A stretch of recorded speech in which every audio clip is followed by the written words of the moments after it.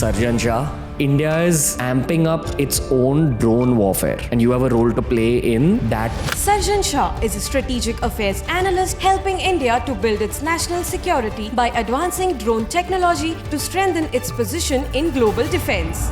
We're in the middle of chatter about World War III with the Iron Dome being breached. Israel made a decision, Ranveer. They said we're no longer interested in nuanced and sophisticated geopolitical analysis. We are going to deal with our enemies in a permanent way. Do you think Israel will fire nuclear weapons at any point at anyone? Nuclear war is one of those unimaginable horrors, Ranveer, that we should all just be hoping and praying never occurs. I think the world has forgotten what the use of a nuclear weapon actually looks like, despite the fact the evidence I'll point to is that West has been willing to...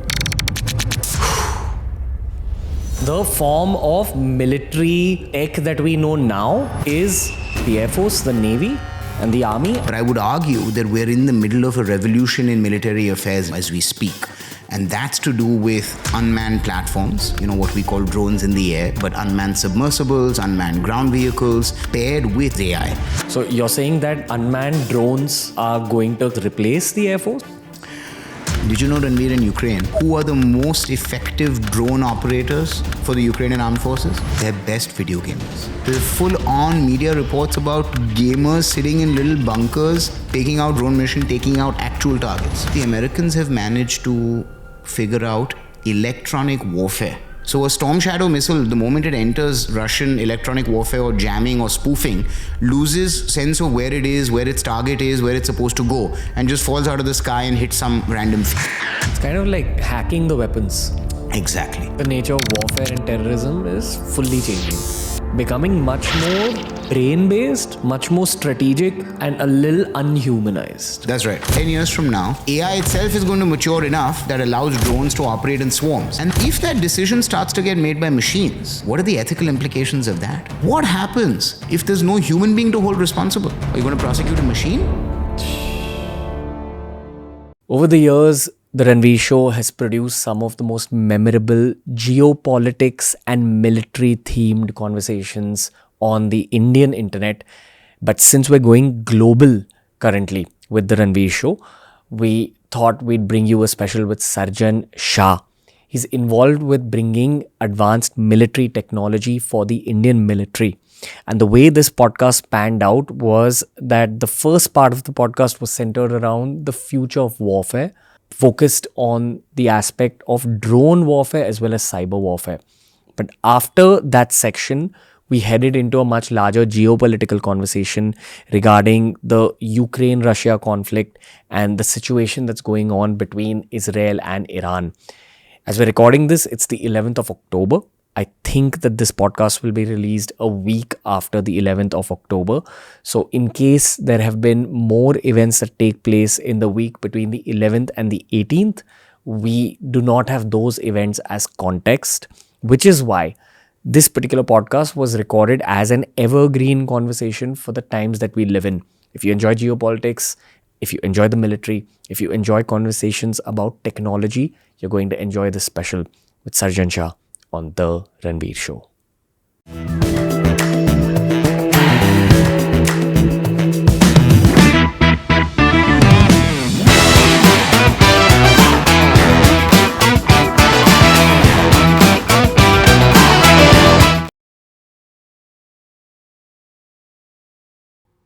We're back with Sarjan Shah. We're in the middle of very heated times from a geopolitical perspective. As we're recording this, I think it's been roughly 4 or 5 days since the missile attack on Israel. This attack was initiated by Iran, and there is a bit of chatter about World War III. So we'll be touching upon this chapter of modern history.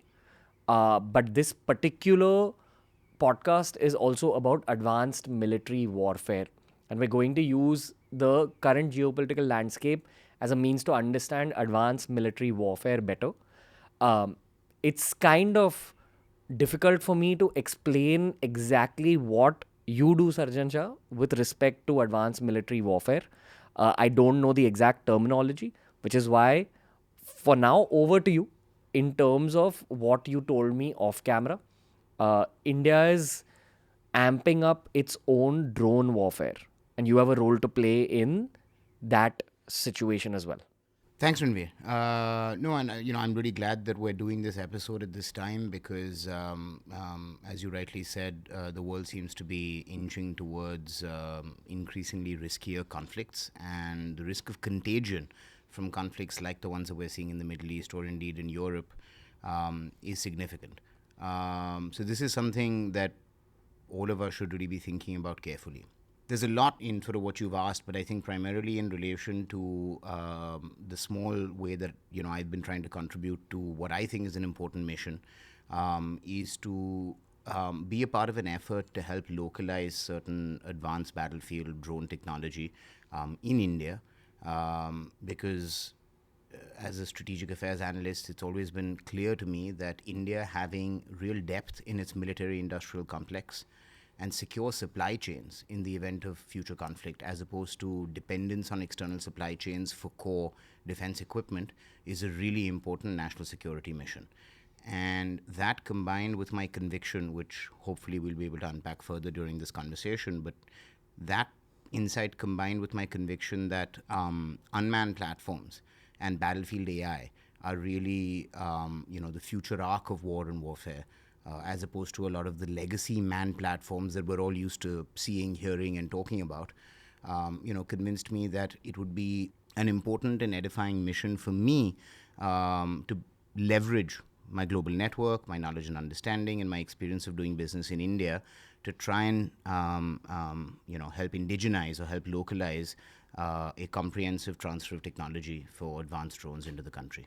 So the form of military tech that we know now is the Air Force, the Navy, and the Army, and all the technology that they use. But technology is evolving very rapidly. There's a role of AI in the military at this point. There's a huge role of drone warfare. And a lot of this future military tech is being built in America, in Israel, in Russia. And India is in the process of, for lack of better words, importing that tech into our own country for the sake of our military. The one thing that I know about our military after all the episodes that we've done with the Special Forces vets and the soldiers is that they keep an eye on the conflicts that are happening in the modern day. So they keep a very close eye on what's happening in the Ukraine-Russia situation as well as what's happening currently in Israel. India's upgrading its own military. I just wanted to, if I could, Ranveer, take a step back and try to paint for the audience a picture of the broad arc of technological development on the battlefield over the last, say, 100 years or so. Of course, one could consider even the evolution of, the club to the bow and arrow, to advanced, composite bows and so on and so forth as forms of technological change on the battlefield. Which is a very key aspect of who wins a war. No, absolutely. And so, the most powerful ancient example that I can give you, and maybe we won't spend too much time on ancient history in this episode, although I think that as a historian myself, I like to understand most things by starting at the beginning. So in order to understand what's going on with technology on the battlefield today, I very much try to develop an understanding of how the long arc of technological development has occurred. But I'll give you one quick example. The earliest form of organized, sophisticated warfare depended a lot on chariots. I mean, we have it in the Ramayana and the Mahabharata, but if you look at ancient Egypt, if you look at the sort of societies of the Bronze Age, before the Bronze Age collapse, chariot-based warfare was quite ubiquitous. The single greatest innovation that occurred on the ancient battlefield is to actually switch to a cavalryman, i.e. to switch to a man on top of a horse, as opposed to, 1, 2, or 4 horses or 3 horses pulling a man in a chariot. The logic of a chariot was probably that it provided another armor, right, around the warrior. Well, I mean, to be honest, it just required less skill as well, right? You didn't need to be a rider.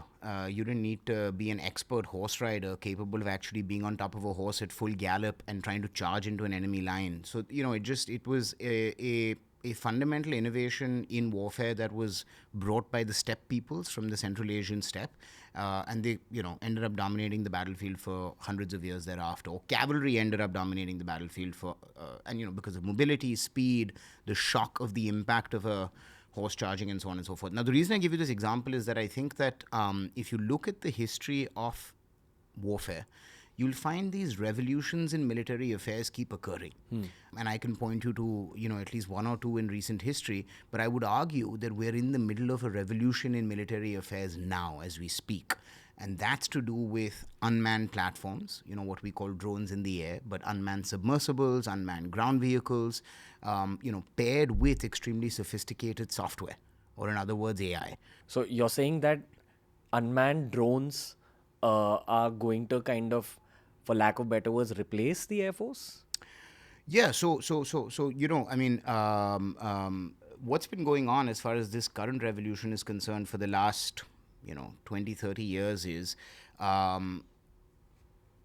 it started in the US, as you mentioned, with platforms like the Predator drone that we saw in the early 2000s with the global war on terror. And back then, Ranveer, drones felt almost semi-mythical. Only the United States, which is the most advanced defense power in the world, is capable of putting up technology where you have a pilotless aircraft effectively that's capable of flying at equivalent altitude, speeds, endurance, and so on and so forth. And in fact, in many cases, greater endurance than manned aircraft, because you don't have a man in it. So he doesn't need to rest or sleep or eat or, and so on and so forth. And so we first saw on this planet in this era, drones coming out of the US arsenal in the early 2000s. But what's happened since then in the last 20 years effectively is, as a combination of developments in hardware and software, drone technology has become more and more ubiquitous, right? So now when you and I attend a wedding, there's drone photography. Real estate developers will use drone photography to sell apartments. Or for disaster relief, drones have become widely used for surveillance. Or if you want to, conduct a nationwide mapping exercise for geospatial mapping, again, drones can be incredibly useful and effective. So over the last couple of decades, what we've seen is this explosion of relatively small, relatively cheap, very useful civilian applications for drones. But what's also been going on simultaneously is enormous developments on the battlefield. And so what I mean there, and what I can point to now, is the trend that we see really starting with the conflict in Armenia in 2021 between Azerbaijan and Armenia. What military observers, and you said that our armed forces are also very, very close students of what's going on in the world. That's absolutely correct. I'm sure that they all noted, like the rest of the world did, that a legacy army in that conflict, with superiority in terms of numbers of tanks, aircraft, artillery pieces, men, etc., got absolutely devastated by the deployment of a large number of relatively cheap and unsophisticated battlefield drones by the other side. Azerbaijan managed to use a very large number of Turkish-made drones in order to deal a pretty significant battlefield defeat to Armenia. And there's an interesting geopolitical conundrum there, because India is quite close to Armenia, but Russia is quite close to Azerbaijan. Iran has its own views on the conflict, but obviously India is quite close to Russia for other reasons. So it's a very interesting dance that's being danced there even today. And I don't know if you read, but India has been quite supportive militarily, at least in terms of supply of equipment and ammunition and so on, to the Armenians. So we seem to be taking the stance that we're backing the Armenians to defend themselves against the Azerbaijanis. But to come back to the point of the conflict was it kind of announced to the world that all of the theories of drone warfare are now a reality, and a reality beyond just the United States and their mythical Predator. I mean, this is by any stretch of the imagination, a middle-ranking power deploying what should seem to everyday people extremely futuristic technology, and doing so successfully. Gotcha. Sorry, I got to pause you again. You spoke about water-based drones and land-based equipment as well. Yeah. Just to be clear, what is the land-based thing? No, I mean, so in general, when we just think about any current vehicle, right? and think of it as an unmanned platform. Just remove the pilot or driver, Okay. right? And replace that individual either with a remote pilot, so someone that's still controlling the vehicle but is, nowhere near where the vehicle is operating, completely remote. And then the sort of next step, the real advance is, can you remove even the remote pilot so that that platform is effectively running itself, driving itself? Self-driven cars. So think Tesla full self-driving, except on the battlefield, in the air, on the ground, or on the water. Okay. When we're talking about drones or these water drones or the self-driven cars that you just spoke about, how do they actually attack the enemy? Are there guns attached? Are they explosive devices themselves? Do they work as a group of units together like a swarm of bees? So can we boil it down to basics and can you paint out a picture? My understanding is that it depends totally on the military using them, and this is where drone warfare based strategy comes into play. That's right. No, you're exactly right, Ranveer. So the short answer is all of the above. I'll try and paint a picture for you and try to break it down.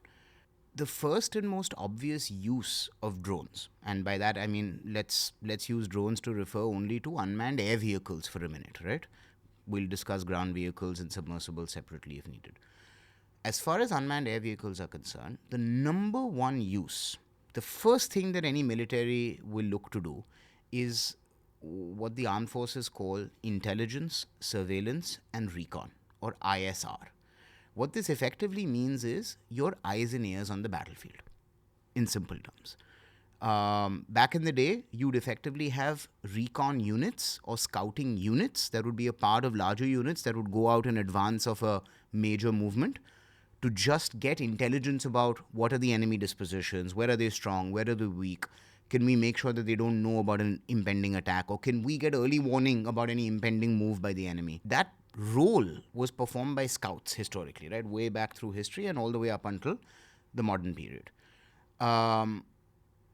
The effectiveness, the brutal effectiveness of drones in that function have made them the number one platform bar none for that function. Now, even within that function, remember, Ranveer, you've got everything from the small drones that will travel a distance of 5 kilometers to the big drones that will go up to 200 kilometers.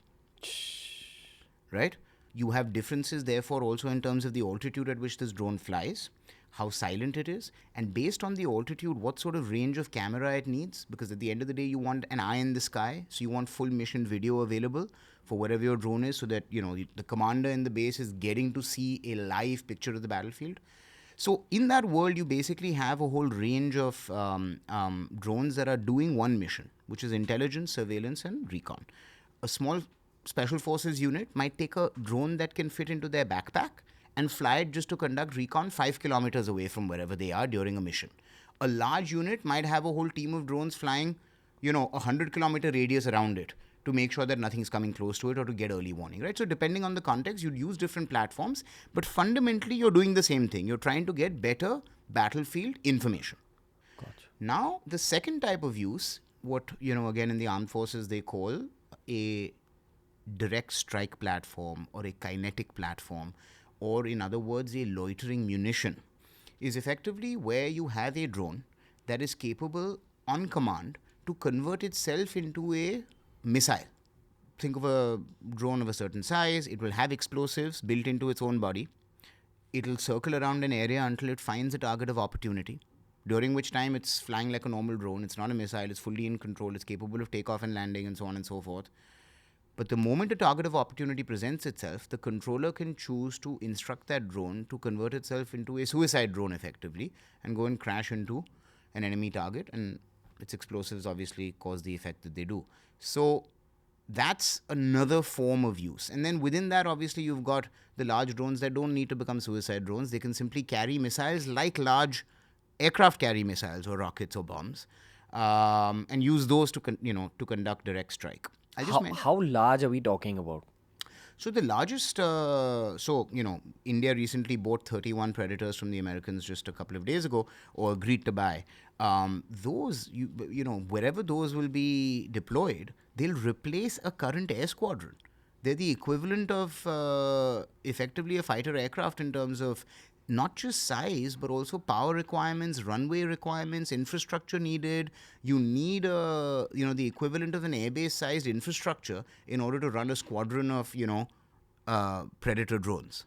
So as far as the uses are concerned, what's very important for the audience to think about is when I say that the Predator has a Hellfire missile on it, and that can go take out a terrorist hideout.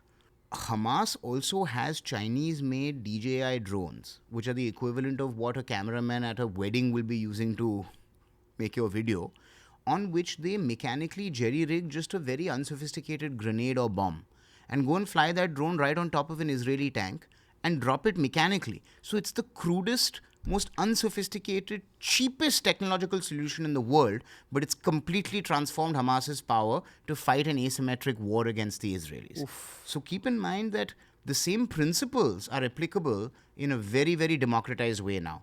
It's no longer the case that drone technology is only available to General Atomics in the United States. Basically, terrorists may get their hands on drone technology. They already have. They absolutely already have. And we saw that during the 7th October attacks, whose anniversary we just saw. Drones were used extensively. I mean, Hezbollah's used drones to conduct surveillance of Haifa port in Israel in order to send a message to the Israelis that if we can get a drone to come and do a flyover of your port, what's to say that drone can't also cause some damage in your port? So, this technology, like any technology, doesn't remain in a box. And sufficient engineering progress has been made now that, look at the Indian startup ecosystem, Ranveer. You've got hundreds of, drone startups, all of whom are able to put together using some local and some international supply chains, at least a basic functional drone. A relatively small one, but in the wrong hands, these things, especially against soft civilian targets, can be extremely dangerous. But I just want to quickly finish on the uses again. Yeah. So the last thing I'll mention is how drones can start to team up in extremely efficient ways. And this comes down to battlefield AI, right? So when I gave you the analogy of Tesla full self-driving, except on the battlefield, what we're really talking about is an AI that's capable of not merely what we consider to be autopilot, right? Point A to point B, fly yourself straight and don't crash, but truly maneuver in combat, the equivalent of dogfighting or the equivalent of taking on complex missions in groups of drones without a human being in the loop of decision making at all. And so in that context, one really powerful example that I can give you again for the audience to be able to see a picture is imagine an artillery unit that wants to hit a target. A drone flies over the target and uses a laser designator to paint that target's location. That data gets immediately synced up to the artillery unit, who now has precise target coordinates, and they're able to prosecute and effectively target their enemy. And so, that sort of combination is what we generally think about as the sensor to shooter link.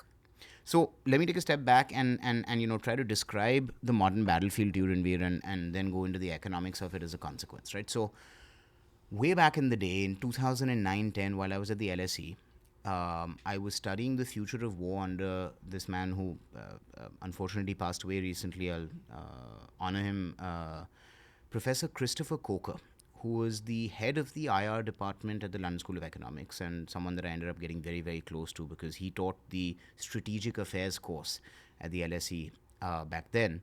And one of the things that him and I have written papers on is, and he's written a number of books on, is the future of war.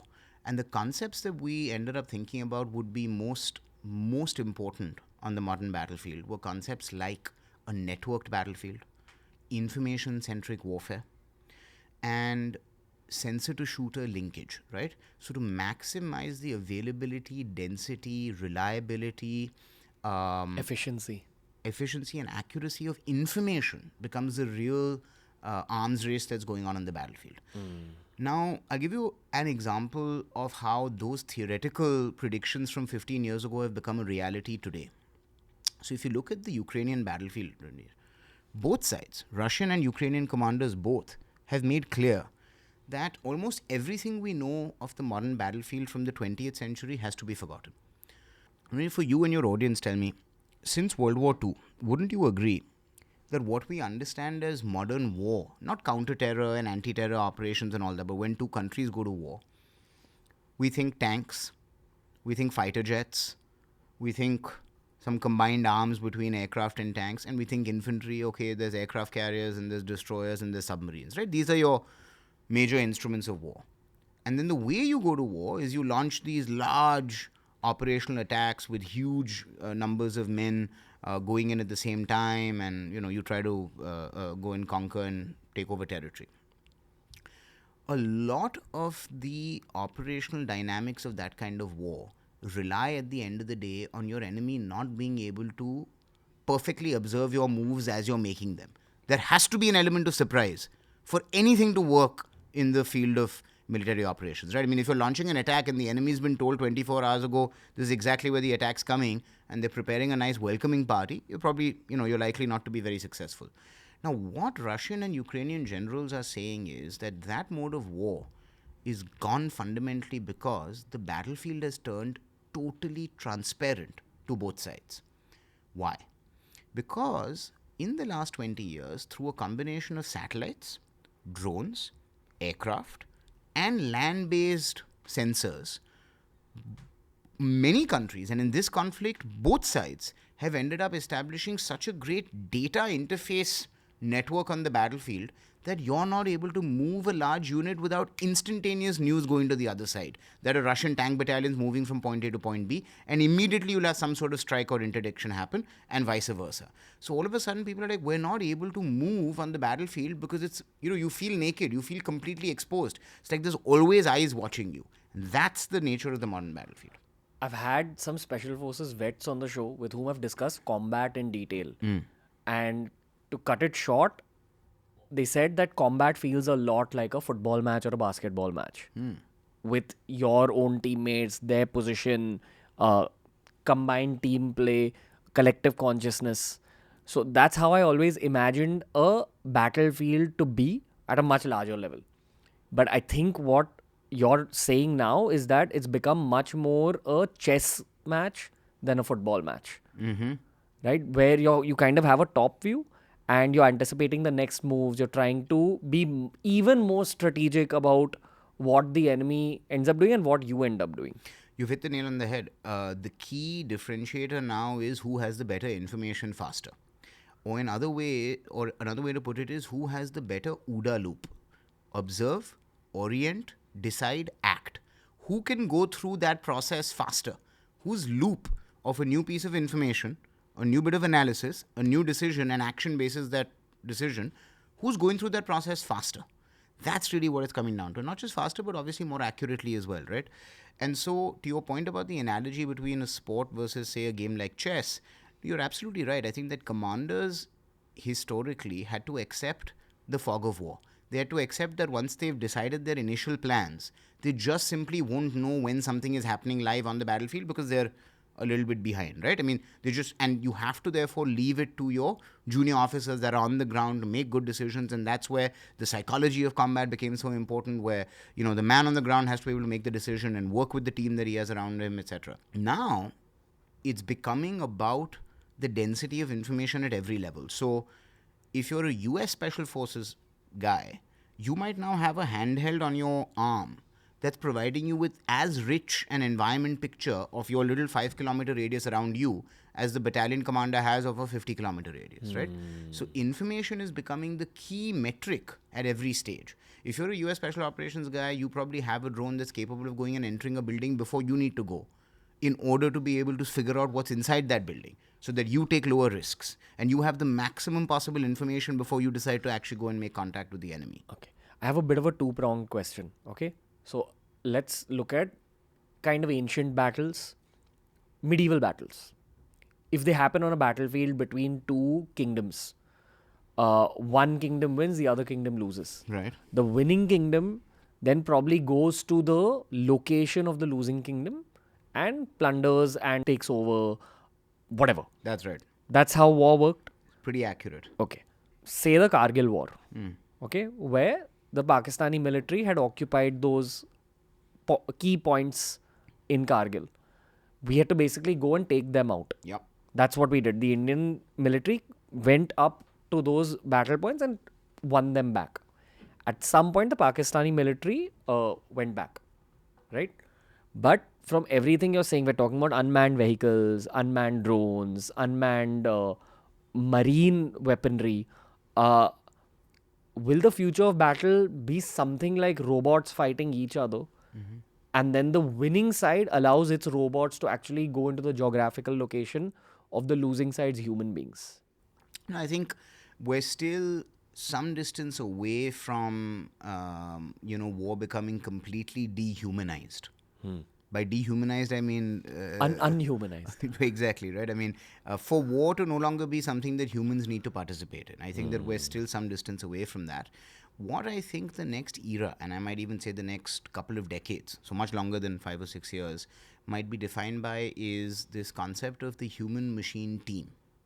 So think of every application now as no longer about the soldier alone, but about the soldier being teamed up with a piece of software, like a battlefield AI assistant, who's with him at all points in time, as well as being teamed up with unmanned platforms, right? Like drones or UGVs or USVs, and so ground or sea vehicles. And so the idea is, about a gradual transition. Really, is would be my answer to your question. Where yes, eventually, in theory, one could speculate that 100 years from now, maybe warfare has become entirely roboticized, and the way nations go to war against each other is, sort of it's our robots versus yours. And then what happens after a war of that nature again is a different question. But I think all of that, the reason it's a bit speculative is that the nature of state-on-state conflict has changed dramatically, right? I mean, it's very rare now, even though it's happening in Ukraine, for a country to simply be involved in a conflict with the aim of gaining territory, right?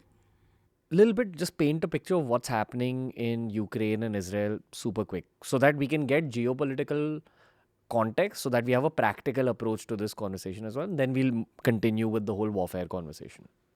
Okay. As far as Ukraine's concerned, and there's actually a very interesting angle to the economics of war that are that we're now able to see out of Ukraine. See what's happened in Ukraine, and I'll give you one statistic.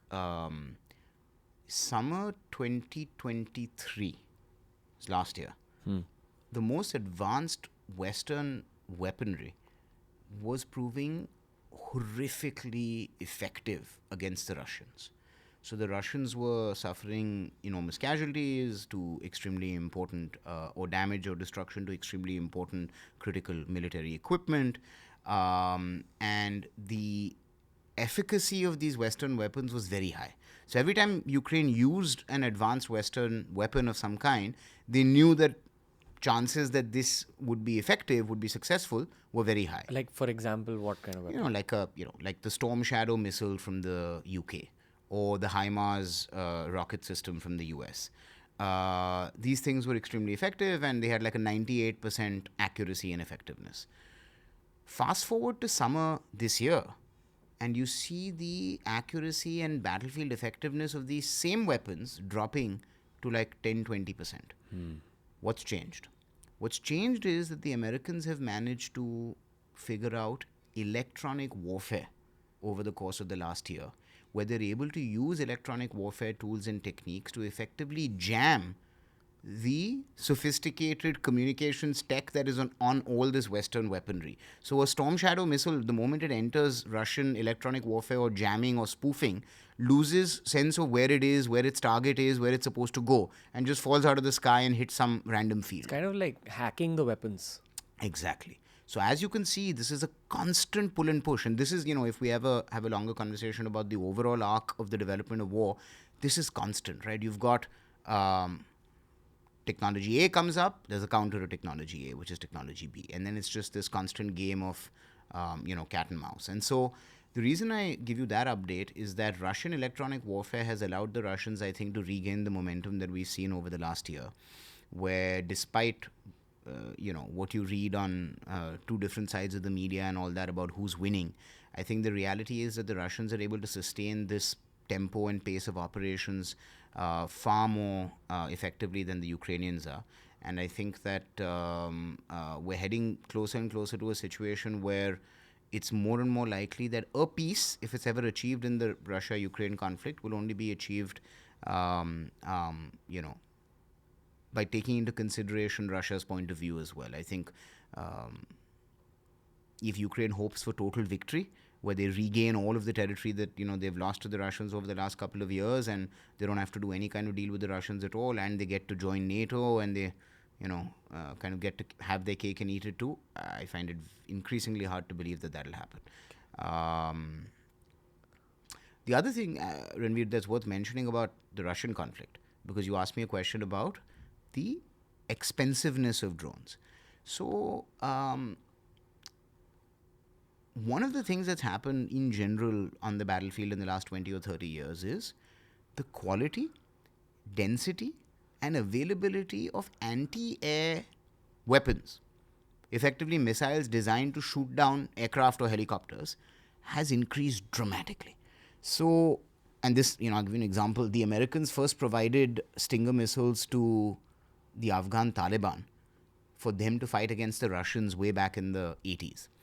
Ever since then, effectively handheld anti-air missiles that are capable of taking out something like an F-16 if it flies too low or too slow have now become ubiquitous.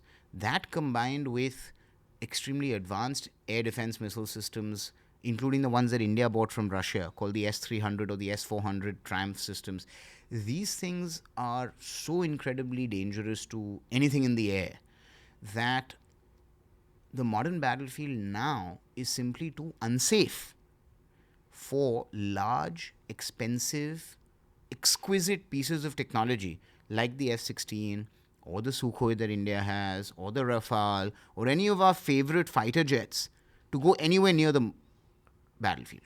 Every time America risks putting an F-16 anywhere close to Russian airspace, you're risking losing a $30, $40, $50 million asset. Every time you put an F-22 anywhere near the battlefield, you're risking losing a highly trained pilot and a $150 million asset. What is it costing the enemy to fire that missile at your $150 million asset? Depending on what it is, anywhere between $100,000 to $1 million. So now when we think about the implied economics of modern warfare, if you're Western power and you're used to saying, I have F-16s, I have F-22s, I have F-35s, but what I also have is a very low risk tolerance. Western societies don't accept huge losses. They're not going to say, send 500 F-16s into combat, and if we lose 200, that's just part of war. That's not how they fight at all. They expect to do mass damage to the enemy and take minimal casualties themselves, right? Because of their technological edge, because of their technological sophistication. At this point, a lot of the legacy platforms that the West has and that India has have become effectively obsolete because of this risk that in an actual all-out war, you're never actually safely going to be able to deploy these weapons because the effectiveness of cheap anti-air missiles is so high that you're going to end up effectively on the losing side of that bargain. Now, what that means, Ranveer, and this is really important, what that means is the force structure of a modern Air Force, and you asked me this at the beginning, are we going to replace the Air Force with drones? The force structure of a modern Air Force is much more likely and should look much more like this, where instead of saying that we have a squadron of F-22s, the Americans will have one F-22, 5 large drones in front of it, and each of those 5 large drones will have 5 medium-sized drones in front of them, and maybe each of those 5 will have 5 small drones each. And they'll all be networked together. So you have teams of 5, all being master controlled by only one manned aircraft, which is one F-22 at the back of the squadron, who's staying far away from the battlefield. That man is effectively now the team captain, to use your sporting analogy, for this 15 drones that are in front of it, of different sizes and weights and calibers and so on and so forth. And they all have software that allows them to operate as a team and to receive complex instructions from the pilot. So it's not just saying that, the pilot will be able to remotely pilot another drone. No, it's saying the pilot can say drones 1 to 5, go and recon quadrant this.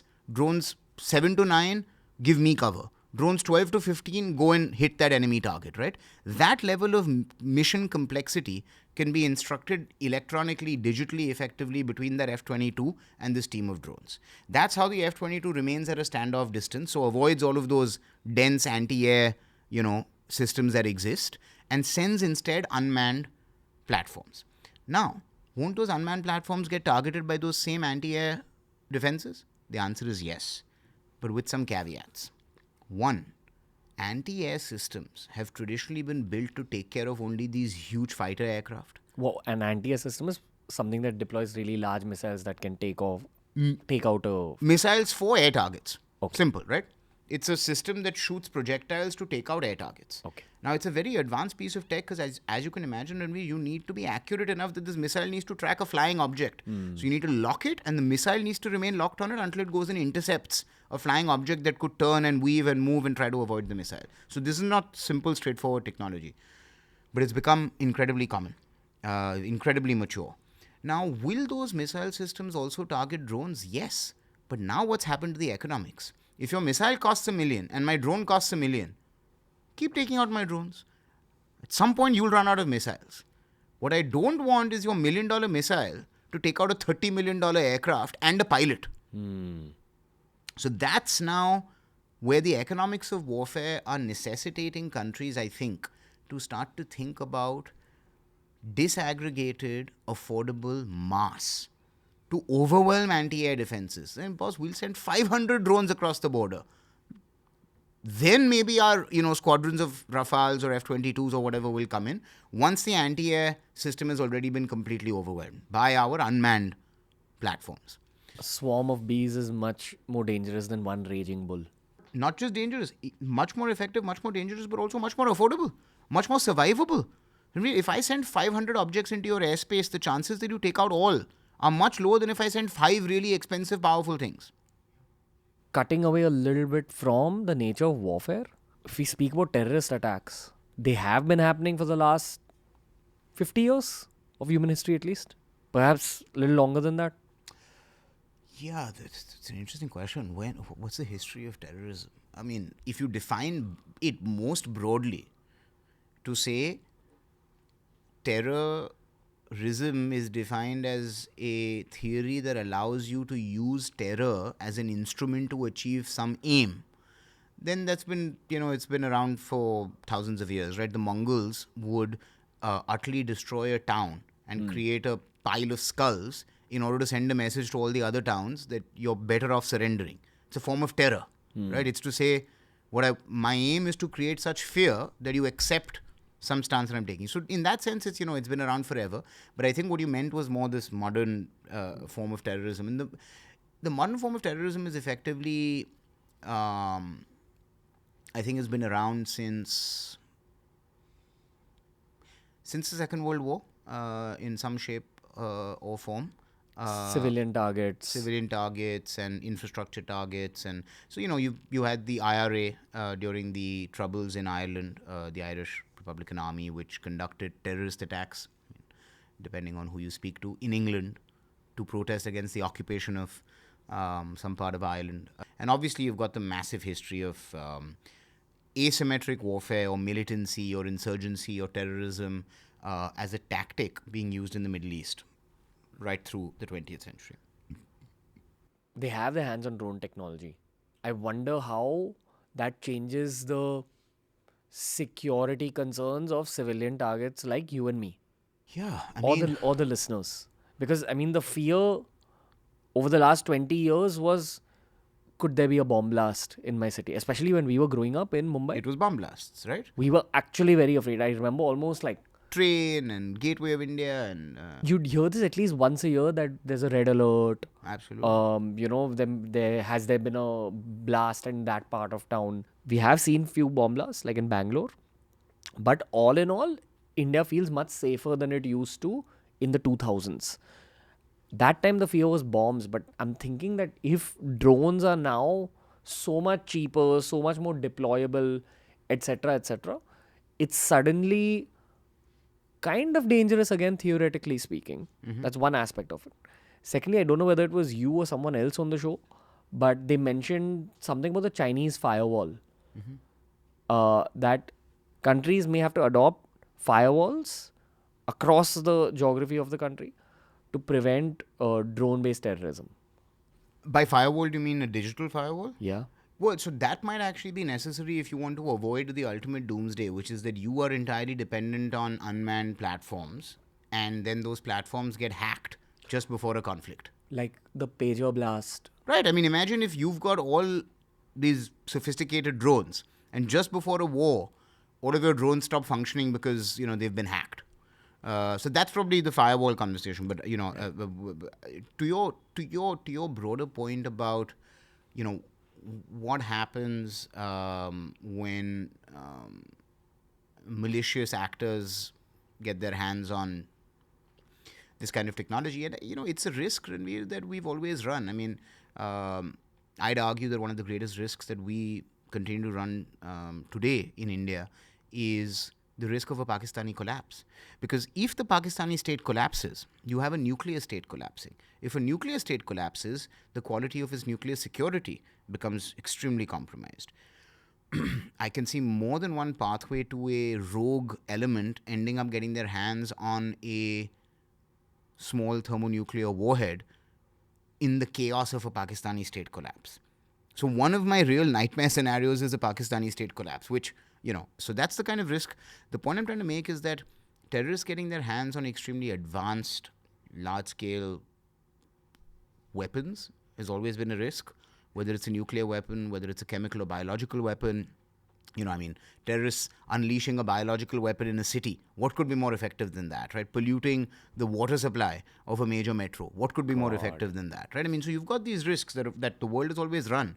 And so the answer very much is to focus on those individuals, in my view, and those groups, and to be using intelligence much before an attack actually gets planned or executed in order to, have a much more proactive security stance, right? Especially in this and that's why Mossad's a great example, right? They don't wait. They are tracking groups, individuals, actors years before they might actually try to do something vis-a-vis Israel. And I think that under this regime, since 2014 in India as well, we've taken a much more proactive national security stance. I don't think it's any more limited just to protecting, say, installations or particular metros. I think that, and it's always a holistic approach, Ranveer, to national security. It's not just about creating a physical barrier on the border, but you also need drones patrolling. You also need human intelligence. You also need your espionage networks in the region.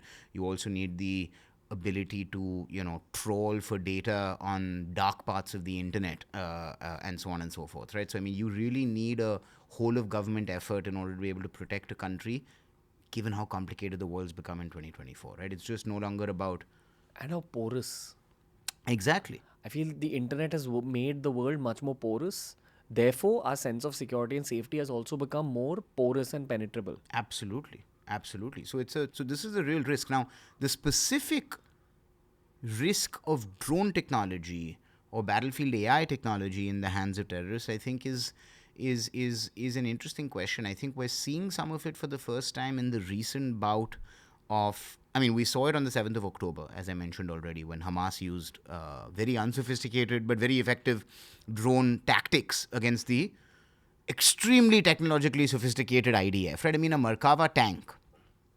I'll give you this example because a very famous video from the 7th of October attacks where they these drones have little cameras on them, right? They're the wedding photography drones. So they already have a camera. They already have a remote unit, right? They pointed the camera down. They're looking at a Merkava tank, one of the most advanced tanks in the world with active armor. You know what active armor is? The armor senses a projectile coming towards it and actively tries to intercept it before it hits the tank. That's the Merkava. That's the level of sophistication that the Israeli armor has. These guys went right to the top of it, found an open hatch. This Israelis was wondering what the hell's going on and dropped a grenade into the tank and disabled it. Completely ridiculous, and a great example of Jugadu use of technology to achieve an asymmetric success against a much more sophisticated player. The other thing worth mentioning, and should be a serious note to our armed forces, and I'm sure it is the fact that they have experienced drones being used by militants in Kashmir in this latest bout over the last couple of months that has occurred, as well as other forms of extremely advanced, weapons and equipment. And so, I think that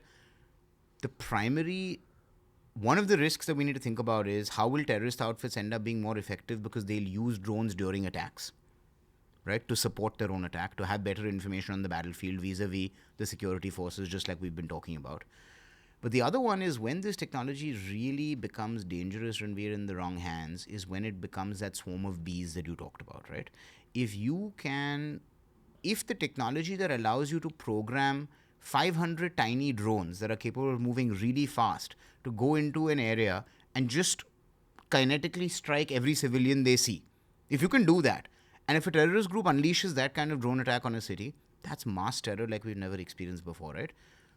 Unnamed drones coming out of nowhere to like just, and there's an incredible short film that was made on exactly this topic that I would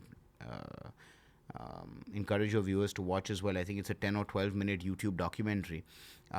Maybe we can add the link, that really paints this picture. So over the next couple of decades, I think we'll end up in a situation where even the battlefield AI technology, which is, the software part of this, which is still difficult, complex, advanced, only a few companies in the world, largely in the US or in Israel, are really talking about and able to deploy real battlefield AI. 10 years from now, AI itself is going to mature enough that someone somewhere is going to be able to develop something that allows drones to operate in swarms. And the moment that happens, and that's in the hands of a non-state actor, you're now looking at one more source of risk in an, already pretty risky world. The nature of warfare and terrorism is fully changing, becoming much more creative, much more brain-based, much more strategic, and a little unhumanized. That's right.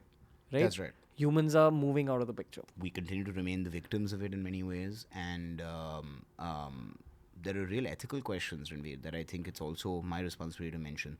If we put terrorism aside for a minute, even within formal state armed forces, there's a significant ethical question attached to this idea that I've dropped of battlefield AI. And the ethical question is this: how comfortable are we, Ranveer? And we should ask your viewers, how comfortable are they with the thought of a machine making a kill decision about a human being? See, even right now, there's a pilot in Nevada who's looking at a screen and deciding whether a Predator or a Reaper drone is going to drop a missile on a terrorist in Afghanistan, let's say.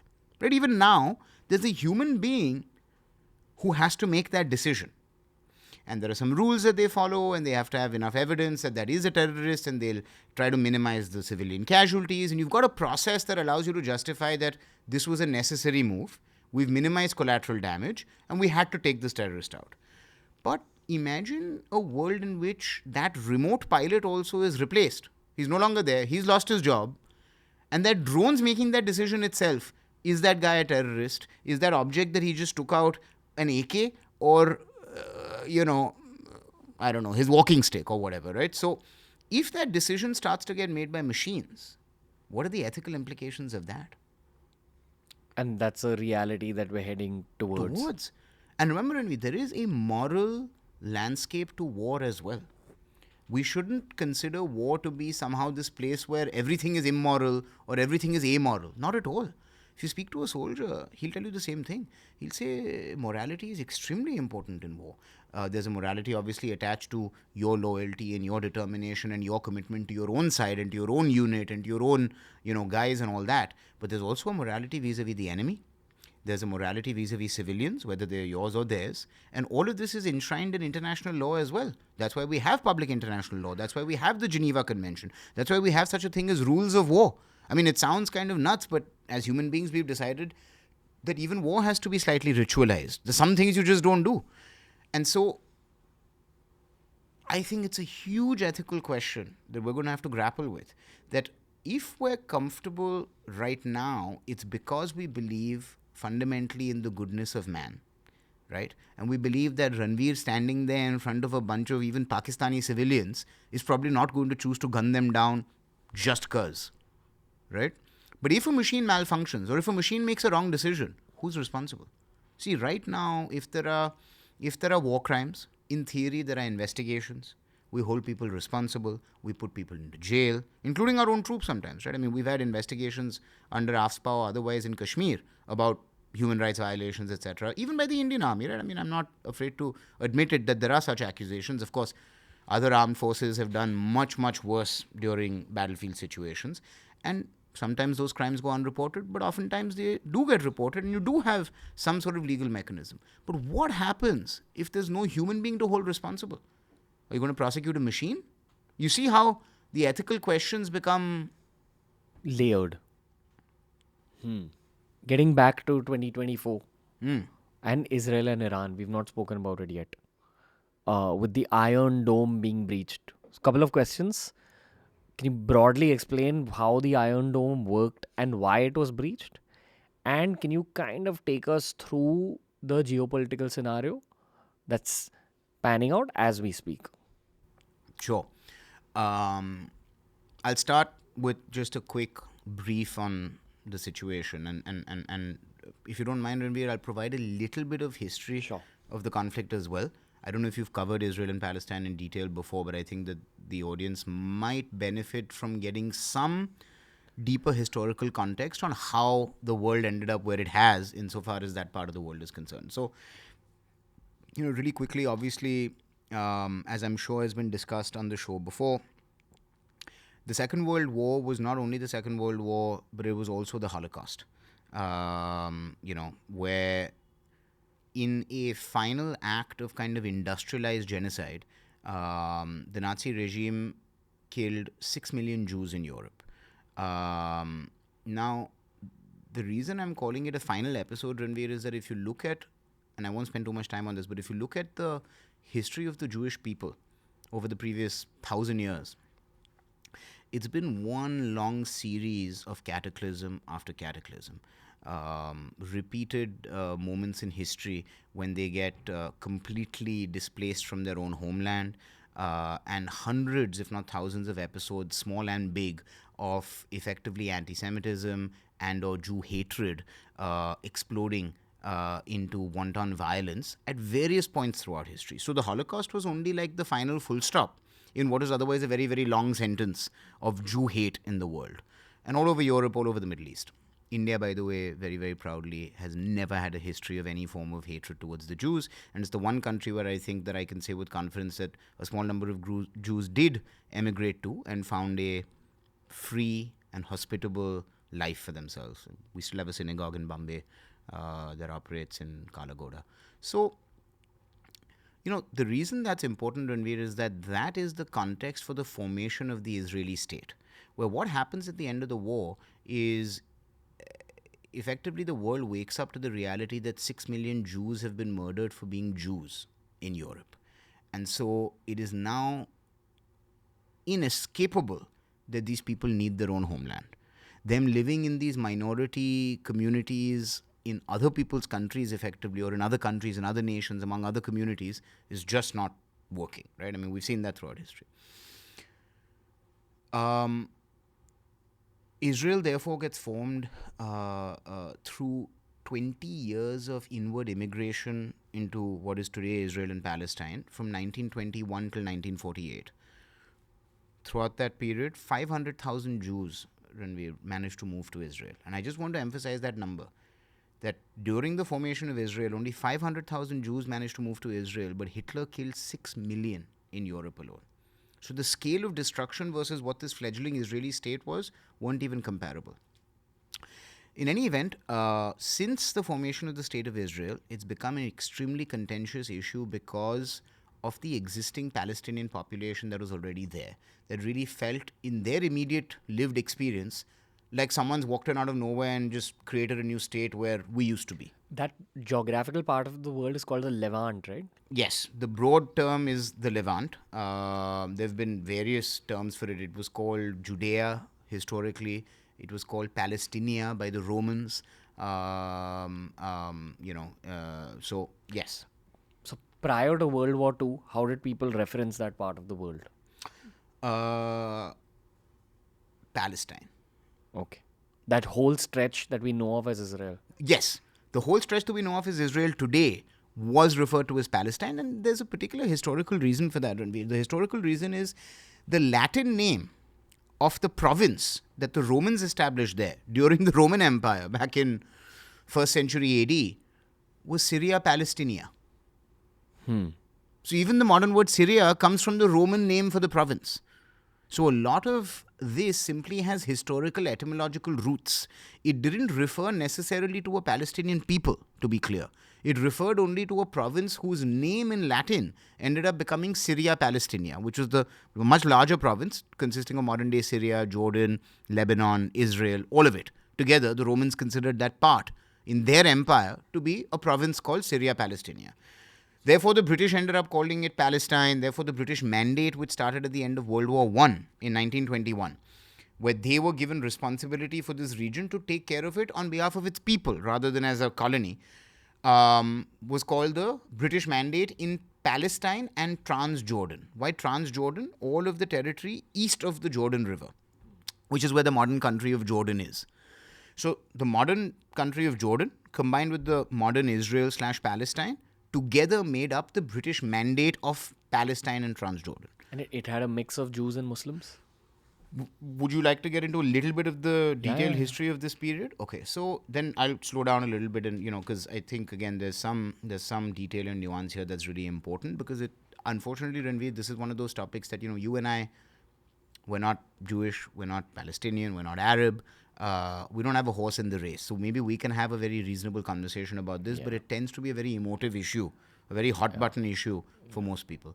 So really quickly, this starts in 1917 with the Balfour Declaration, where the British Empire basically made a statement that they were in support of the creation of a Jewish homeland in the historical Jewish homeland of the Jewish people.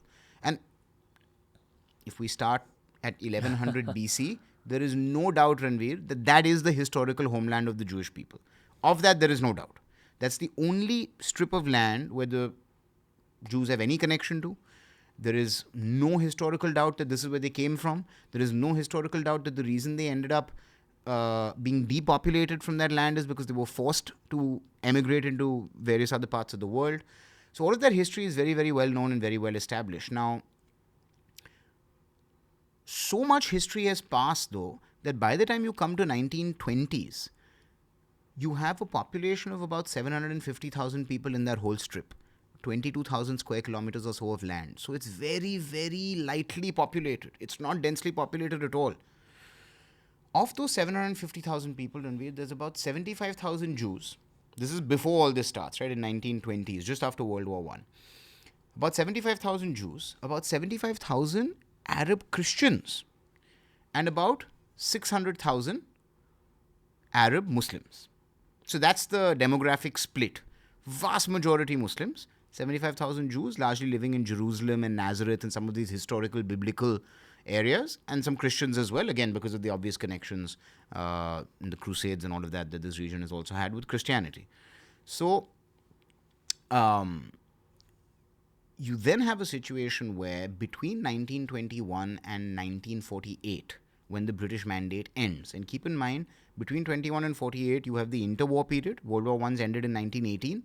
3 years later, the League of Nations is created and this mandate is given to the British. So they're basically running it like a colony. You have the interwar period, and then World War II happens from 39 to 45. And so even during World War II, the British are theoretically running this mandate. During this time, through the British Colonial Office, using passports and travel documents and selling all of their possessions in their home countries, Jews emigrate to this land because they're given this right to do so because of that decision by the British that Jews should be able to go back to their homeland. And they emigrate and they arrive, and those that can afford it buy land. Those that can't afford it go to an empty patch of land and set up a tent. Because you've left everything behind, taken a steamship or come overland, shown up at the British Colonial Office in the middle of this desert, just because it's your historical homeland and you've come back to try to build a life here, right? So that's how the Jews start to arrive. Now, over the same 20-25 year period, there's continued inward immigration even from the rest of the Arab populations around. So the population that was 750,000 in 1921 becomes about 1.2324 million in 1948. And the proportion of Jews has gone from 10% to about 23%. So it's still majority Arab, but there's been an influx of Jews. There's also been an influx of further Arabs. Christians are obviously starting to become a minority there. And the British then spend between 45 and 48 doing very similar things as they did in India, between India and Pakistan, trying to draw lines on a map and trying to get both sides to agree to some sort of partition plan for this territory. Now, in doing that, Ranveer, and this is a slightly controversial point, but I'm not here to be politically correct. If you remember, I mentioned to you that the British Mandate consisted of what is today Jordan plus what is today Israel. The British already split that and gave all of Jordan to just the Arabs. There is no distinction ethnically, by the way, between Jordanians and Palestinians. They're all just Arabs from that region. And the British then tried to further bifurcate just what is today Israel between the Arabs and the Jews. Various types of partition plans, and this won't be surprising at all to Indians that know our own history with the British, various sorts of partition plans were discussed between both communities and the local British representatives. No plan was accepted ultimately because all plans were somehow unacceptable to both sides. One fine day, thanks to the bankruptcy of the British Empire, they just decide, boss, we're done, mandate's over, we're handing back to the local communities, and we're out. And no sooner had that last British ship left, the port, as 5 or 6 Arab nations commenced an invasion of that territory with only one sole purpose: refusal to accept the existence of even half a square inch of Jewish land on this territory. That's that first war in which Israel was born. Completely outnumbered. The only country that managed to help them a little bit at the beginning of the war, weirdly enough, in 1948 was Czechoslovakia. Completely random, but they did. And through nothing but grit and determination, somehow the Israelis managed to survive, Ranveer. And so when a lot of people ask about the birth of Israel, I'm quite clear because of the fact pattern in history that this is not a colonializing force. This is not a force that came and forced out an Arab depopulation. In fact, it was the Arab countries that first invaded Israel with a view to exterminating the Jews that had managed to emigrate there. And in winning that war, Israel managed to secure the territory of modern-day Israel that it has.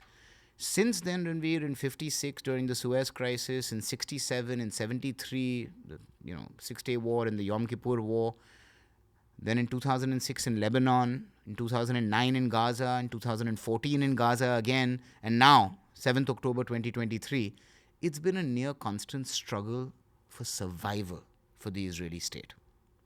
And so I think that context is really important for people as they understand what's going on in this current conflict, because I think the 7th of October was the last straw as far as the Israelis were concerned. And I think that the position that the Israelis have taken, especially with what we see has happened in the last couple of months now, is to say, we need this to be the last war. We won't accept another band-aid solution. Meaning we won't accept doing some damage to Hamas but leaving them alive, doing some damage to Hezbollah but leaving them alive, pushing Iran back but not fundamentally changing anything about the dynamic with Iran.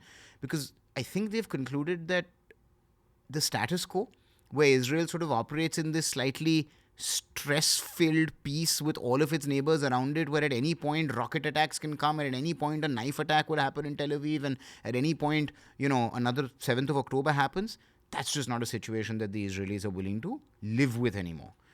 And so I think one has to see the recent actions that Israel has taken to expand the war beyond Gaza, right? That's what they've really done. So before I come to the Iranian missile attack, we'll go through the last month or so.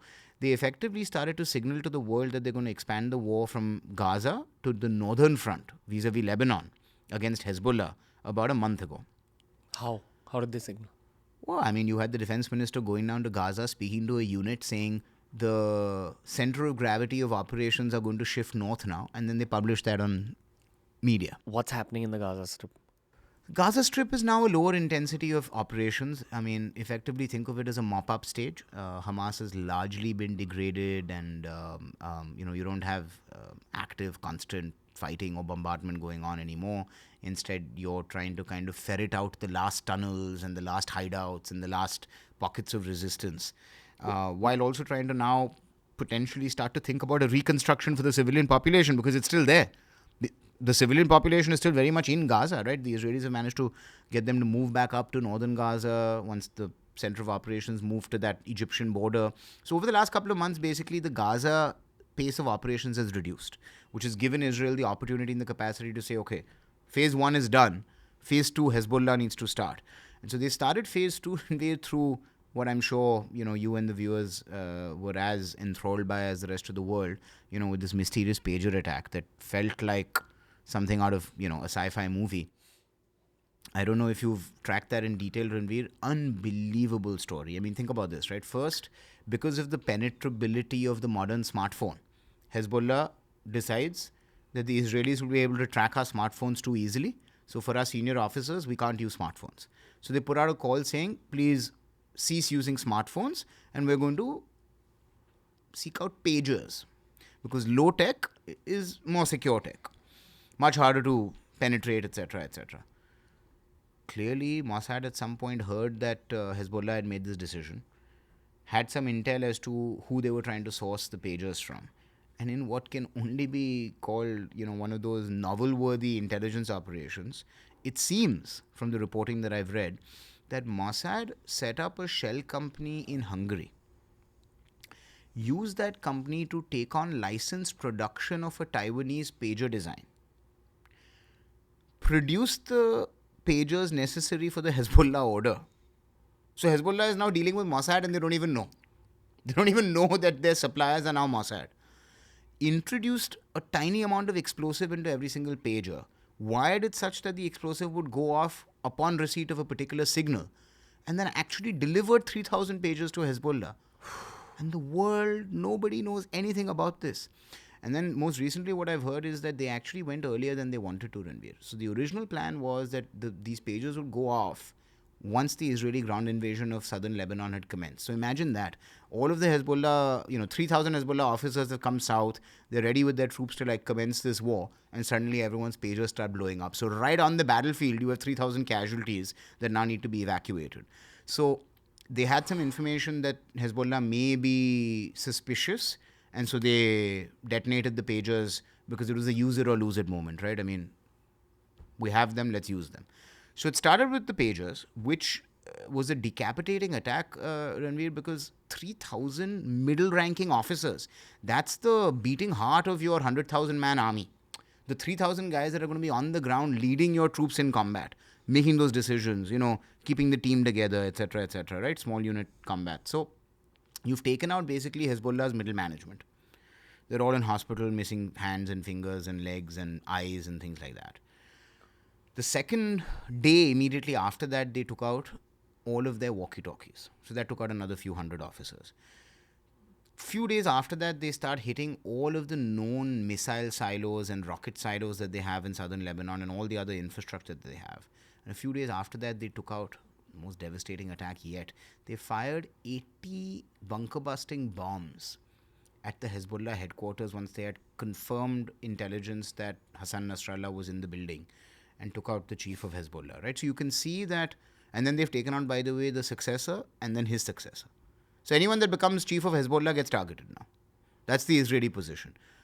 They haven't targeted Nasrallah even once in the last 30 years. What's changed, right, for Israel? They've suddenly, I think, made a decision, Ranveer, to say, this is the last war that we ever fight. They've thrown caution to the winds. They've said we're no longer interested in nuanced and sophisticated geopolitical analysis. We're no longer interested in America is pressuring, Europe is saying please stop, New York Times says there's been too much, collateral damage. We are going to deal with our enemies in a permanent way. Now, is that possible? Is it an impossible task they've taken for themselves? Can you never defeat an idea? And even if you kill Hamas, will the next generation of fighters still get motivated because of all the civilian damage that you've done? All of these are very reasonable points, and I'm not justifying the Israeli position. I'm just trying to reveal to your viewers or to the audience, Ranveer, that I think this is an Israel that is now no longer willing to back down. Which brings us to the 180 ballistic missiles that Iran fired at Israel. See, a few months ago, after Israel hit the Iranian embassy in Damascus, remember there was a lot of tension and the Iranians had launched a missile strike that time as well. Both times, the effectiveness of these mass missile strikes is very low. 99% of them end up getting taken out by a combination of Israel's allies in the region, the United States, Israel's own anti-air defense. And finally, if a few missiles reach the airspace of Israel, then you have Iron Dome. And if it goes through Iron Dome, then you have this thing called David Sling, which is the other system that they have. How does it work? It's what we were talking about earlier, right? An anti-air system. Okay. So whether you're trying to target an aircraft or an incoming missile, your task becomes harder because the missile is usually moving faster, but it's also slightly easier because the missile isn't weaving. It's going to come straight towards its target, right? It all comes down to the physics of ballistics, Ranveer, where basically a computer needs to do a lot of calculations on exactly what direction and speed or velocity at which something needs to be fired from the ground to take an object out in the air before it strikes its own target. And what Iron Dome is the most sophisticated version of an anti-air, defense system. The reason it's called a dome is because it's so sophisticated that it's able to cover all of Israeli airspace to near perfection, where they can say 99% of objects will end up getting shot out of the sky when they come near Israeli airspace. That's a tall claim. What's happened historically is that Israel has been held to a higher standard because of the fact that they're a democracy and they're technologically advanced. So people have been judging the proportionality of their responses to the effectiveness of the attacks. So think about it, in very simple terms. Hezbollah fires 500 attacks a day.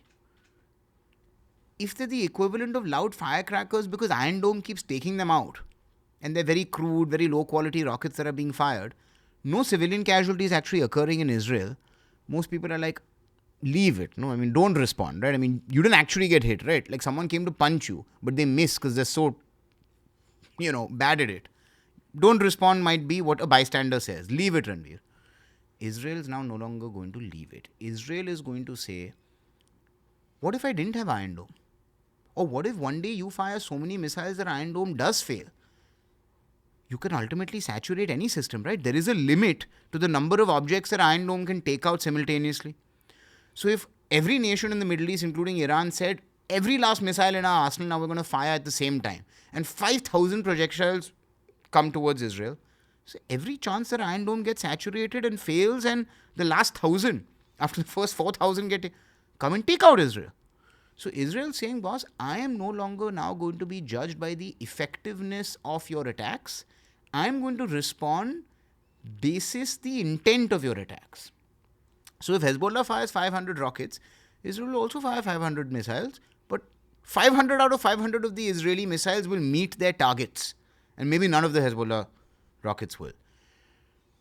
The reason I'm explaining that, Ranveer, is that this second attack that happened now, where a few missiles managed to get through as well, Israel will respond.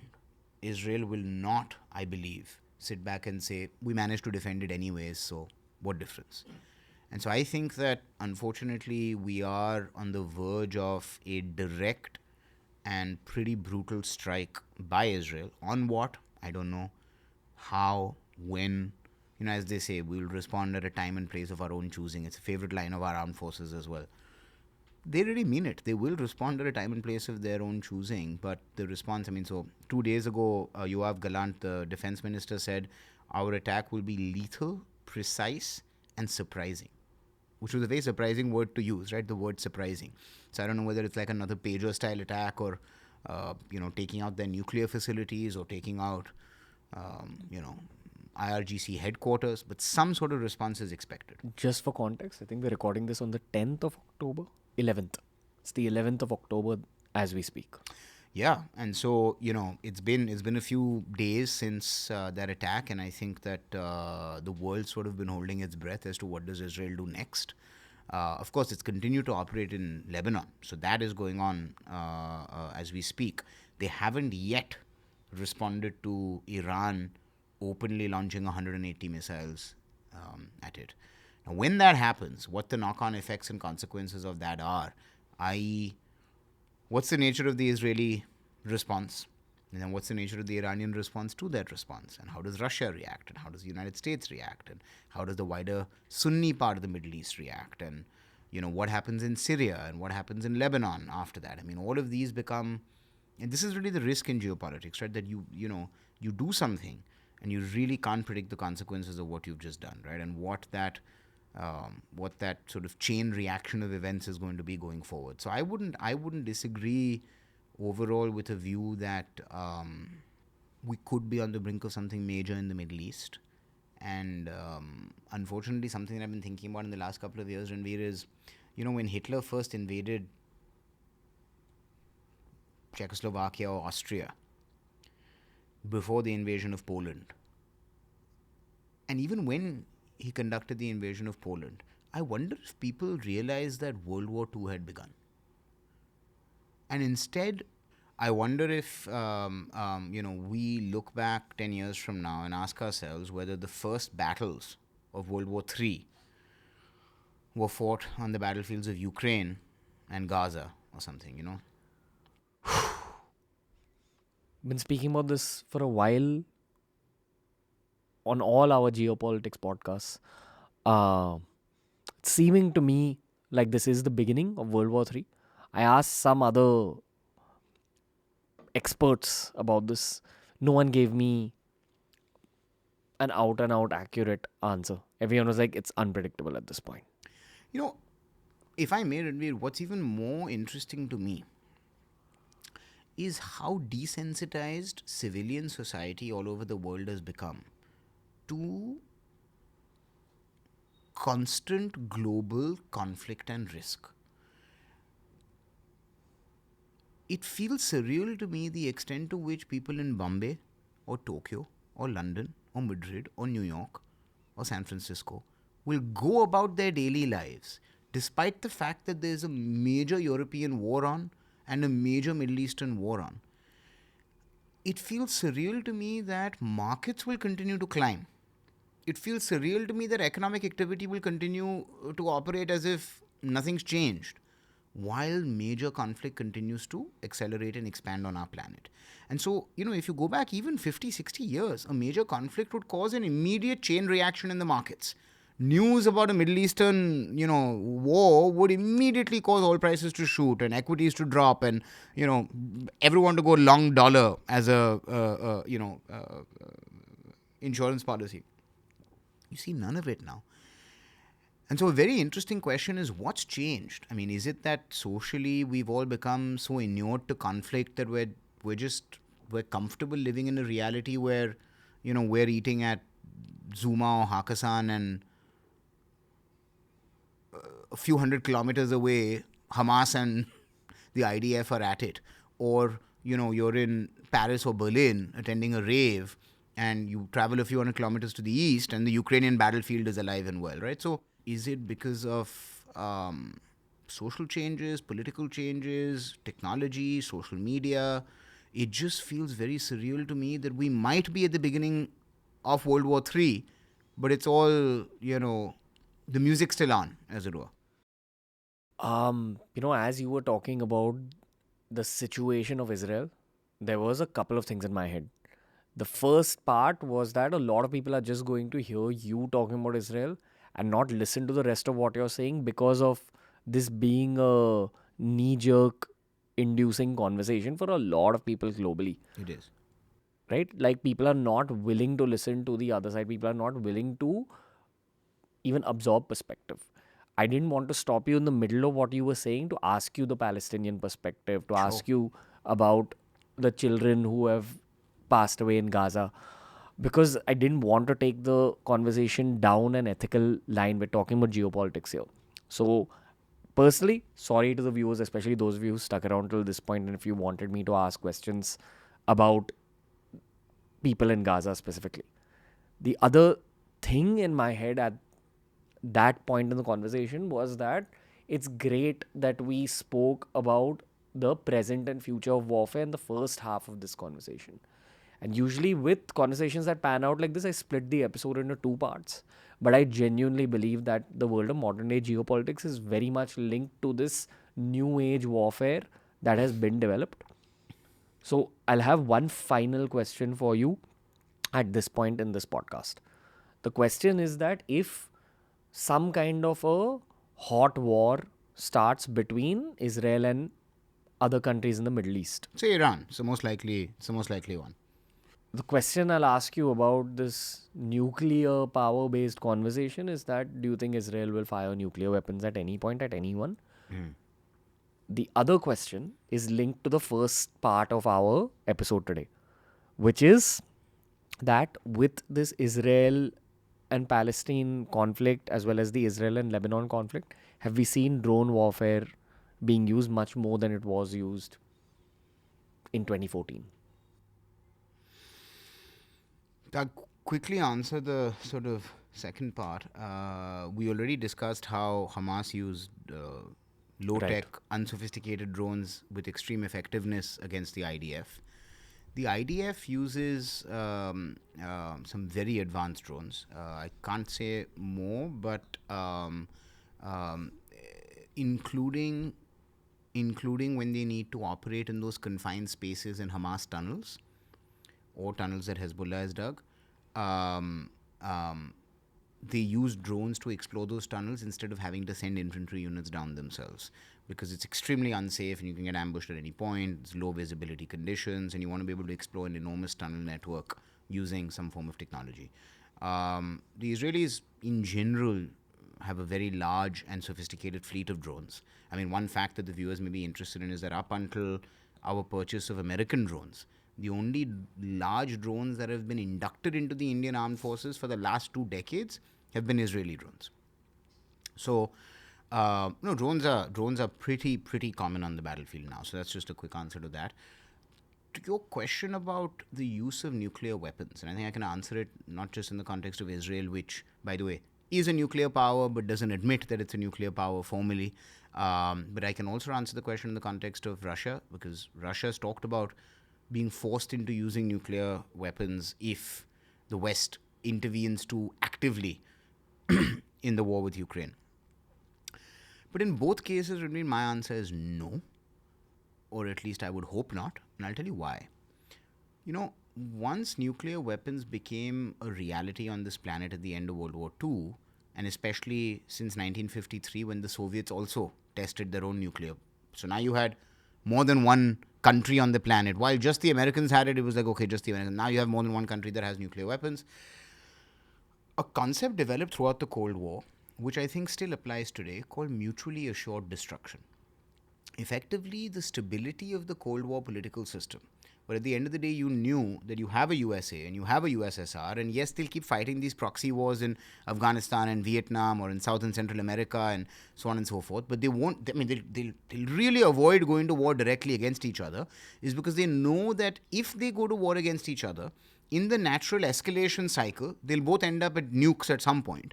And if they both end up at nukes at some point, it's mutually assured destruction. It's guaranteed that we're going to destroy ourselves and each other. And I can't prevent you from destroying me, you can't prevent me from destroying you. So once the logic of MAD, mutually assured destruction, became obvious, a lot of academics in this sphere started to prophesize that maybe the nuclear umbrella, the very existence of nuclear weapons, will start to reduce state-on-state conflict itself, because people don't want to take the risk of a nuclear escalation happening. That seemed to be true for a long time. So a lot of people believe that, hey, in the nuclear age, maybe the only kind of war we'll see is between states and non-state actors. So there's no question of a nuclear incident. But, 2 nuclear powers going at it against each other, extremely unlikely, because, who wants to take that kind of risk? Now, the one caveat I'd add to that is, I think, they say time heals all wounds. I think one of the wounds that time has healed is the wound of Hiroshima and Nagasaki. I think the world has forgotten what the use of a nuclear weapon actually looks like, and what the consequences are, and what the consequences of nuclear winter are. And so I think that the evidence I'll point to is the fact that the West has been willing to get pretty close to a direct confrontation with Russia, despite the fact that it's a highly nuclearized conflict, if either side wishes. India, for the first time, 2019, Balakot, etc. onwards, decided to call the Pakistani nuclear bluff. See, what was the Pakistani nuclear bluff, Ranveer? Pakistan knew since the 1990s, when both countries went nuclear, and they've always known that they can't win a conventional war against India. The asymmetry is just too great. So for Pakistan, their nuclear weapons ended up acting as a deterrent. To say what? If Pakistan takes this stance of having a very low threshold for the use of nuclear weapons, they believe that they would avoid India trying to use conventional forces against them. So I jokingly refer to the Pakistani nuclear policy as the "Main pagal hoon" policy. They legitimately like to, I think, convey to the world that our willingness to use nuclear weapons is very high, and our threshold trigger for its time to use a nuke is very low. trying to signal to the Indians, don't even send an infantry division across the border because we'll go nuclear. Main pagal hu. India called that bluff by saying, I don't think you're as pagal as you're claiming to be, boss. I don't think if I strike terrorist camps across the border, you're going to respond with a nuke, even though you claim to. So we called that bluff and we said, look, boss, you're no longer going to use nuclear cover to then do sub-conventional death by 1,000 cuts, militancy, terrorism, bomb blast 2611 against India, because we will respond militarily and we're going to assume you're not going to use nukes. That's what changed the equation significantly. To answer your question also about how does this feel a little bit safer, it's just Pakistani intent has dropped. They're like, India's going to respond, and even the Pakistani generals don't actually want to get into a nuclear escalation ladder, right? So similarly with Israel, Ranveer, I think the only time at which Israel will use its nukes, or the only time Russia will use its nukes, so the only time I think any country is going to think about using its nukes, is when it believes that it's facing an existential threat, whether conventional or nuclear. So nuclear war is one of those unimaginable horrors, Ranveer, that we should all just be hoping and praying never occurs. I mean, if the history of this planet over the next 1,000 years, 10,000 years is written as these were weapons that were always in existence and never ended up being used, that's the single best outcome for everyone. And it's unpredictable whether that'll be true or not. Entirely unpredictable, right? And for a number of different reasons, right? So, for example, I give you the example of a collapse in the Pakistani state. Does that lead to a nuke ending up in the hands of a rogue actor? Totally unpredictable what the rogue actor then does. Or, during collapse, the Americans could fly in special forces and secure perfectly 100% of the Pakistani nuclear arsenal because the Pakistanis have collapsed.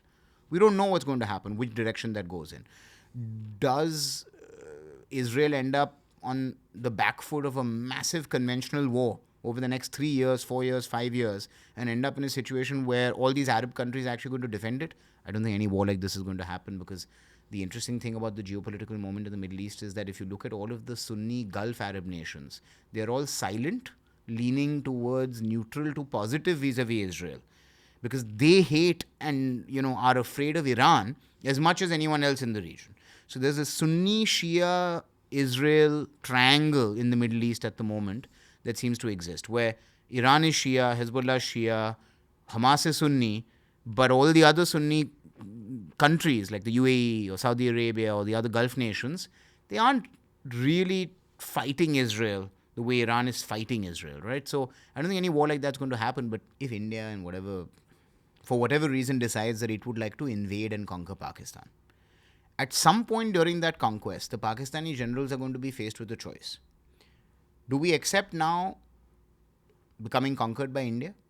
Or do we say, let's use our nuclear weapons? They understand if they use their nuclear weapons, India's response is also going to be nuclear and you're just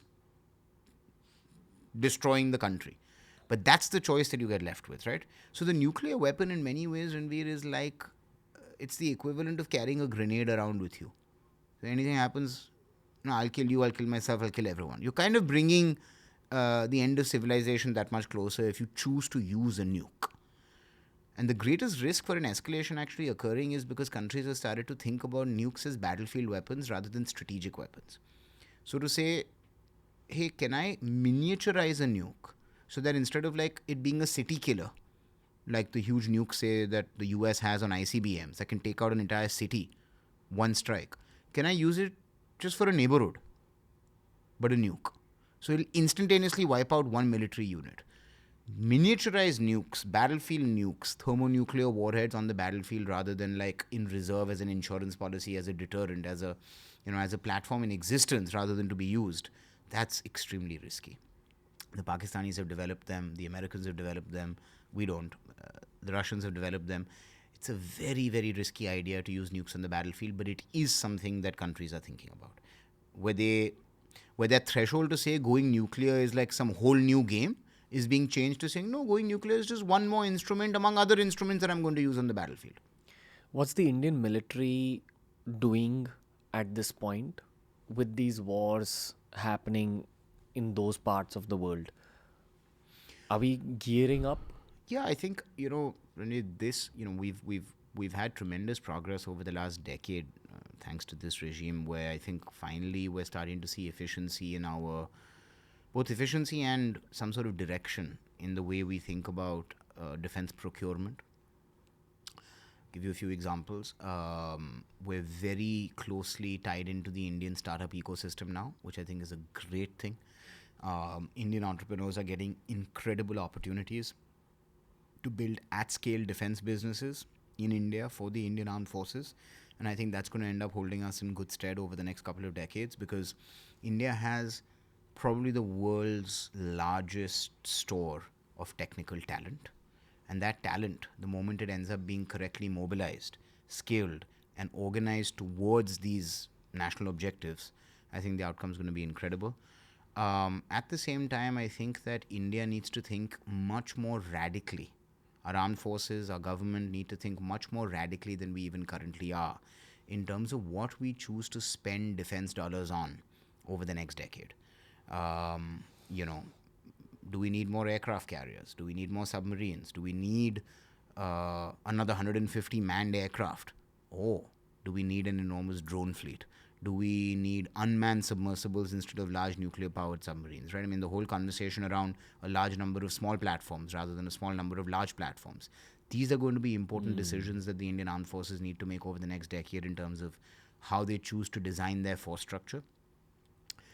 The main thing I would hope that we're doing is institutionalizing the knowledge and the lessons that we're effectively getting to observe at no cost to ourselves from the conflict in Ukraine, from the conflicts in the Middle East, right? I mean, if we don't stay alive to this is the way war is now being fought, then we'll end up being inadequately prepared for when we actually have to go to war in this modern era.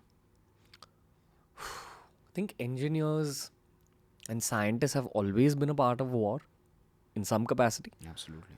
But considering what we spoke about today and how we spoke about war becoming more of a chess game rather than a football match. It's the nerds going to war now, right? Yeah. It's no longer the jocks, right? Because how often are you going to be like, I need a special forces team to go in there and like kick some ass, right? Sorry to use casual language, but like the warrior ethos in society is starting to become less and less About the body and much more about the mind. Or one could argue that the original warrior ethos is simply disappearing, right? Because how often do men need to go and pump their chests and get into a fist fight even in like day-to-day life, right? It's come down so much through the modernity that we live in. And now, so therefore we kind of had isolated all of our warriors into the armed forces, right? You're in Kashmir and you go do this with the terrorists. So the warrior ethos still existed, at least in the armed forces. But now more and more, American troops are technicians rather than warriors, right? I mean, even a special forces guy has to be able to use his handheld and connect with a JTAC operator and understand how a drone's going to function and how to provide grid coordinates and how to use some complex laser designator. There's such an enormous amount of technical equipment that a soldier uses now, as opposed to a man and his rifle in the jungle, right? Which used to be the old kind of warrior ethos, romanticized picture that we had. So, yeah, I think you'll see more and more, engineers and scientists and technicians and, a funny one. And I think, I'm sure some of your audience will be video gamers. I'm a huge video gamer myself. Did you know, Ranveer, in Ukraine, who are the most effective drone operators for the Ukrainian Armed Forces? Same guys who play Call of Duty. They're best video gamers. Same skill set. And by the way, this isn't a hypothetical. There's full-on media reports about gamers sitting in little bunkers, taking out drone mission after drone mission after drone mission, taking out actual targets. You've heard of the Indian gamers Scout and Mortal? No, I haven't. What game do they play? PUBG. Oh, of course. I think it's called BGMI. But this has been a hypothetical conversation I've had with Scout at least. And it's actually become a reality in that part of the world. It absolutely is. The one thing I understand about gaming is that there is hand-eye coordination at play. There is strategy at play. And there is creativity at play when you're playing those kind of games. And the only thing that's missing is the experience of risk, of personal danger, of personal violence. See, remember the experience, and you said that you've had a lot of veterans on the show. I'm sure you've asked them, what it feels like to not just be in combat, but also specifically to take a life. What it feels like to take a life at close proximity. I mean, if I have to take a sword and cut someone, or if I have to be 100 foot away from someone and shoot them, versus if I am 100 kilometers away and intermediated by a screen and looking at only, some targeting information, the psychological impact keeps changing. Those Ukrainian gamers, what are they specifically controlling? Loitering munitions. Lancet drones, for example, which are Western provided direct strike drones. So they'll be... So, in fact, the most commonly used phrase now is an FPV drone, which means first person view drone. So imagine a drone, it's got a camera, and the camera doesn't move. The drone moves, and so you're always getting the front face of the drone as the view that you get to see as the controller. And you're basically driving the drone on your... flying it into an enemy target accurately.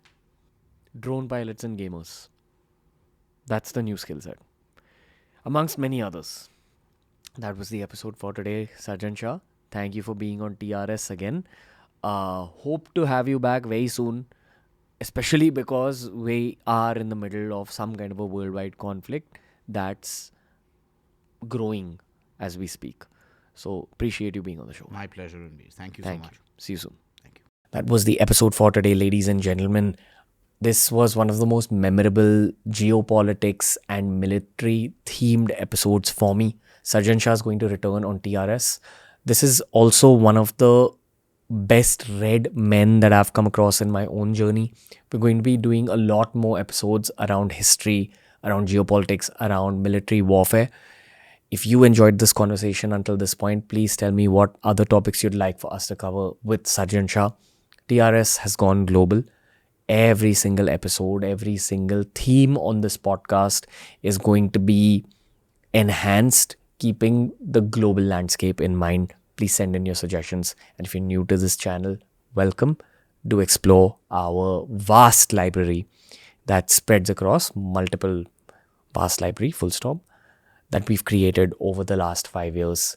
Until next time, guys, from Ranveer and the team, we'll see you very soon.